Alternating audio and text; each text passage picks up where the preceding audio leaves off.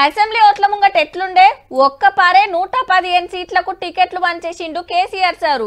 ఎక్కువ మటుకు సిట్టింగ్లనే పోటీకి దింపి ప్రచారం జోరు పెంచిండు.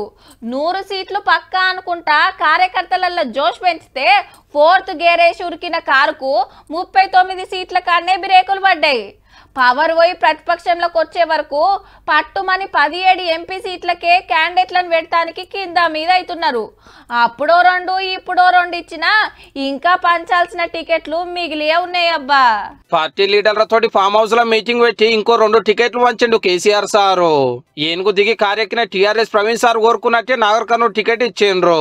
ఇక చెప్పుకోవాల్సింది మెదక్ టికెట్ పట్టేసిన వెంకటరామరెడ్డి సార్ గురించి. అప్పట్లో సిద్దిపేట కలెక్టర్ సీఎం సార్ కాలు మొక్కి కండువా కప్పుకొని పోటీ లేకుండానే ఎమ్మెల్సీ అయ్యిండు. కేసీఆర్ సార్ కు ఎన్నో పనులు జగబెట్టిన ఐఏఎస్ ఆఫీసరు. అంతేకాదు పెద్ద పెద్ద విల్లాలు అపార్ట్మెంట్లు కట్టే రాజపుష్ప కంపెనీ ఓనర్ కూడా 1000 కోట్లు కమాయించి ఇన్కమ్ ట్యాక్స్ ఎగ్గొట్టిండని సార్ మీద కేసులు కూడా ఉన్నాయి. అంతో ఇంతో బలం బలగం ఉన్న మెదక్ సీట్ల హరీష్ రావు సార్ నిలబెట్టాలి అనుకున్నారు గానీ ఆఖరికి వెంకటరామరెడ్డి సార్కి ఇచ్చిండ్రు. 12 సీట్లలో ముందే 9 టికెట్లు వంచిరు కాబట్టి నల్గొండ, భువనగిరి, హైదరాబాద్, సికింద్రాబాద్ 4 టికెట్లు పెండింగ్లు ఉన్నట్టు. ఇంకో దిక్కు కార్ దిగేటోళ్ళు దిగుతూనే ఉన్నారు. హైదరాబాద్ మేయర్ విజయలక్ష్మి మేడం ఇంటికి కాంగ్రెస్ ఇన్ఛార్జ్ దీపా మేడం వచ్చింది పార్టీలకు రమ్మని పిలుస్తానికి. మా కార్యకర్తలు అభిమానులతోటి మాట్లాడినాక చెప్తా అన్నదట.